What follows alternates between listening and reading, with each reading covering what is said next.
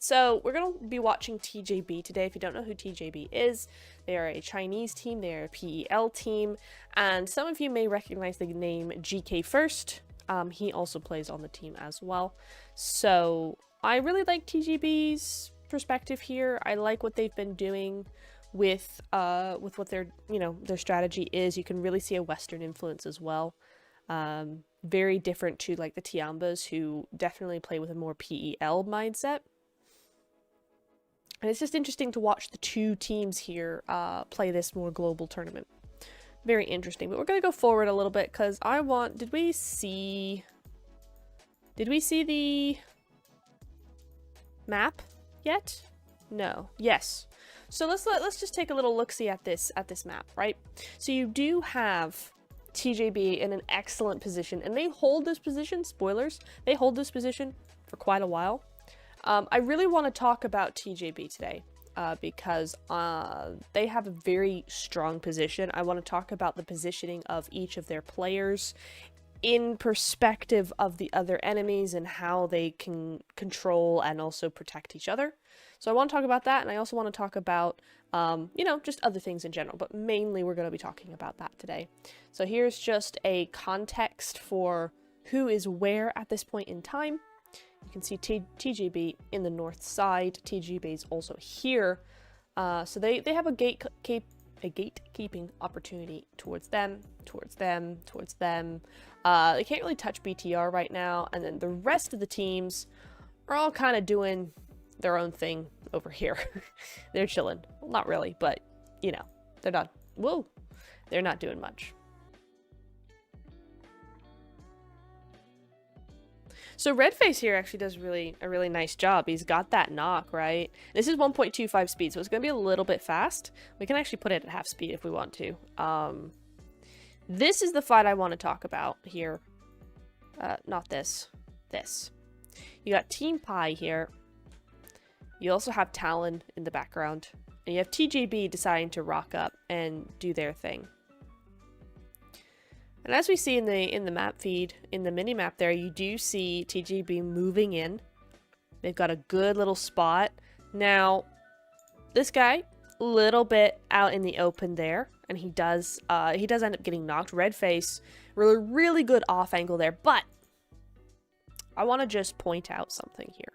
And I think we see a lot of issues when it comes to positioning of players, right? And they'll have a really strong compound. Like, this is a really decent compound. So they got the strong compound. They've got 3 players up.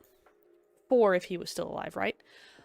But a lot of teams can't seem to make this work. They can't seem to use their position to actually survive. They always end up getting pushed, getting third-partied, whatever. And I think it's because of the reason that they aren't actually looking at each other. Each player in a strong position, in a strong compound, in a strong part of zone, plays individually, right? If TJB were, say, located here, looking this way, and maybe over here on the other side of the building, of the compound, then no one would be able to get to our guy in trouble, right? And so already they're basically playing as individuals, and they're not able to come together. There's no stickiness, right? There's nothing sticky holding a team like that together. What TJB have done instead is position themselves so that they're on top, back here, and here. Not only do they have sightlines pretty much everywhere. Why is that not wanting? There we go. They also have sightlines onto every single one of their players. So, Flower can see down here, but he can also defend across, right? See that? He's got a wide range. So even though Club, is it Club? Even though he's knocked, he can still cover this team, this player. So you've got that. Second of all, Long Z can also look this way. He's actually got a really great view to go down the ridge and physically help his teammate. He can go straight down and get that res on him, right? Then GK first, he's support. He's making sure no one else third parties this. He's looking out for danger, but he also has an angle straight onto this guy. Straight onto red face. So already this position is made 10 times stronger by the fact that their off angle is protected by all of these angles here. Right? And then you can come around there. He's protected. There's nothing this team cannot do, because if you look at it on the other side of things, this guy, Cub, he can protect. He has angles onto here. He has angles on the back, and he also has angles up as well. So he can help all kinds of ways. So this is a very strong position, not only because of, okay, the compound and the number of players. It's strong because they support each other. They all have angles to support each other, right? So that's something you really have to think about when you're trying to make a position work for you. Does that make sense for everybody? Because then when we see here, red face, really good nade, but Flower just immediately takes him down. Long Z is already going over to that res, trying to get that res, and that nade is going to work really, really nicely. He does get that knock. Now it's the next player, Talon, to try and smoke it up, trying to do something here. It's on to them to do something.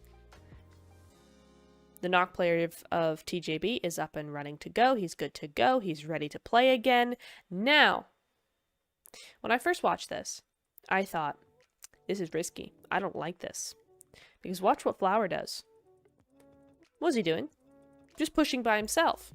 The bane of my existence is teams pushing one by one. But we're going to see what he does here. He's moved up. Okay, and then we move away, but let's watch the kill feed real quick, or I'll shout out the kill feed. Eventually. Okay, so we've got another nade from Cub. Here, I'll just move it over. Window capture, just move that over slightly. There you go. So watch that kill feed. Watch the elimination feed. We've got red face going out to an actual nade there. 100% dead. Well, we also have red face getting taken out by a nade from his own teammate, so that doesn't help matters. When you look, okay, Long Z, another nade. So Long Z definitely comes in to help. So Flower C is there, Long Z comes in, Pygmy is done, dusted, and now, if we look down here, and let's just zoom, make this really big for a second, and zoom in down here. You're not going to be able to see all that much, but they're all together, right? Everybody's together. They're doing each their own thing to get rid of this. So, a really, really good play from Long Z. No, Flower C. That was who it was. Similar names, man, okay? But Flower C only pushed to get more information, to keep going with that information, keep going with that momentum, keep going with all of those momentous occasions. It's not what I wanted to say, but it's fine. So a really, really good job from Flower Z. That's all he had to do. That's all he did. You know, a lot of the time you'll see players who really are supposed to do one thing and then they just take it way too far. And so you'll see that a lot, and Flower C didn't, so GG's. His team came to back him up. They had a 1-3 split, and they got the job done with nades. So there's nothing wrong with that. Not entirely wrong to push alone, TBH, because players tend to make a lot of mistakes while you're just holding the outside wall, not allowing them to move up. Oh, you mean like if he had just held the wall on the outside? Yeah, totally. I wasn't sure if he was going to try and make a full push on his own, and that I was going to be really annoyed by, but he didn't, so it's okay. So I love that. That was a great positioning from them, and really, really strong positioning, and something that I thought was really useful. The other thing, just quickly to mention, number one thing when you're in the late game and you're playing Edge, this is the number one thing you should be thinking about when you're in that situation, is, and if we move in and zoom in again,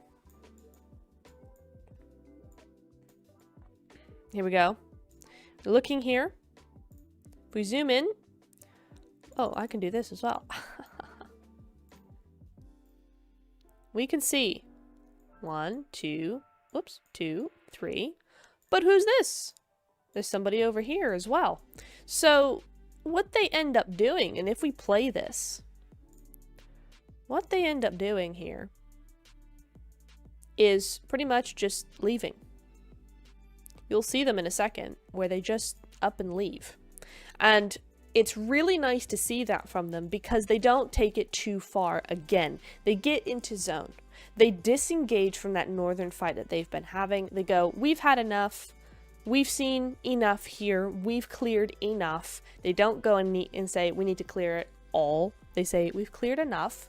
Now we need to control the next zone. And that's something you really have to be careful of. When you're playing edge like that, when you're in an edge position in late game, you kind of have to decide when it's good to disengage, when it's time to actually just move forward. So another pro tip there coming in from TJB. Yeah, exactly, Sotero. If he's there, it's fine. It's fine if he's there to offset the rest of his team, right? My problem would be is that if Flower pushed all the way and didn't wait for his team, which we did see from Longzi, but I don't think he's TJB. That's Tiamba, isn't it? Longzi.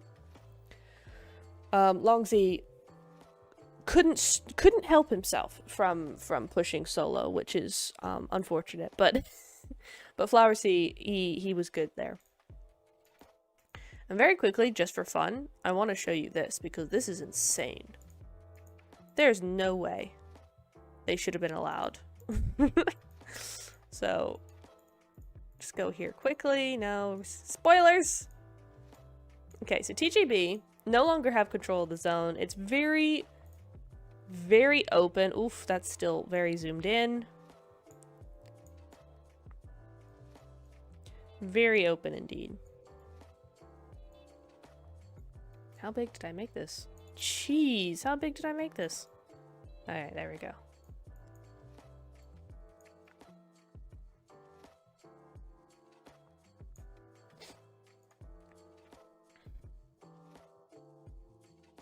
So it's very open. Big rip. And TGB, I mean, it's so open. They have nowhere to go here. But what they do end up doing is crazy. If we can actually get there. Okay, so here they are. They're in their mum's car. TJB, move in. Here they go. There's a fight happening over here. Great positioning from them. Great timing from them as well. They come in. They have to get into zone. They are just about in zone. But DRX go, I think not, peasants. Get down. And he's like, I'm good, thanks. Flower C is down, but Longzi isn't. Oh, Longzi is in TGB. Okay. I analyzed both these teams last week, okay? It gets confusing.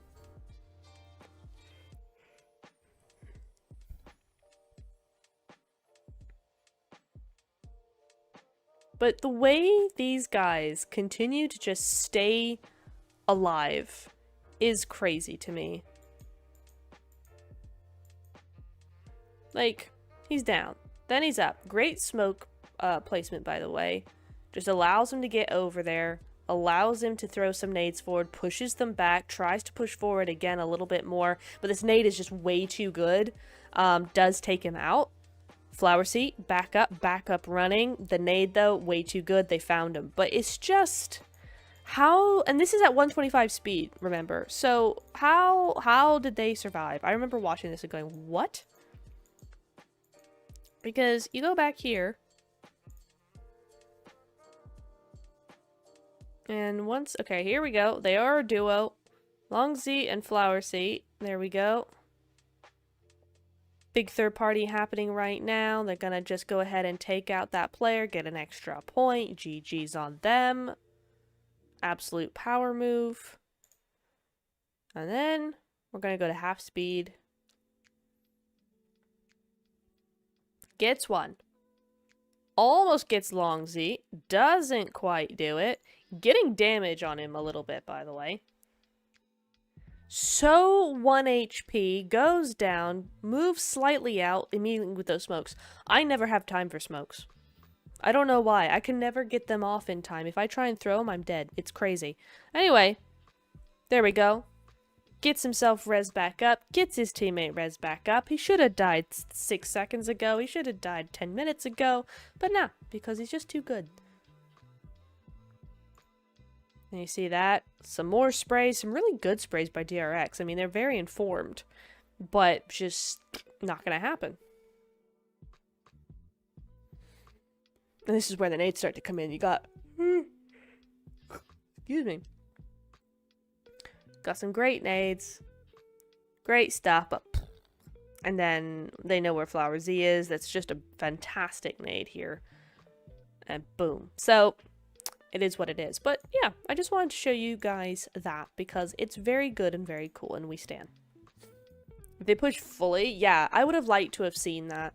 I wonder if if they were waiting for kind of the third party to kind of get going a little bit more, because the third team didn't dive for quite a while. So I wonder if that would be kind of where they were at. They were going, you know, we just need to get in here and then smoke road and all of that, push up like that. Not sure. They probably wanted more information before going in fully. But that would have been interesting. They were only 2 though, so I don't think they would have survived very long, but you know, who knows. Yeah. Yeah, exactly. My guess is that they wanted more information. That's what I would have thought. That's my thought process. Because remember, here you still have people on the beach. They couldn't really go everywhere they wanted. If you go and look at the mini map, you've still got a 2-1 split at least. No, it's a 2-2 split. You got a 2-2 split going there on either side of the beach. So there wasn't a whole lot they could do. Oops. So, there you go. GG's. But no, I really liked TJB's play on that.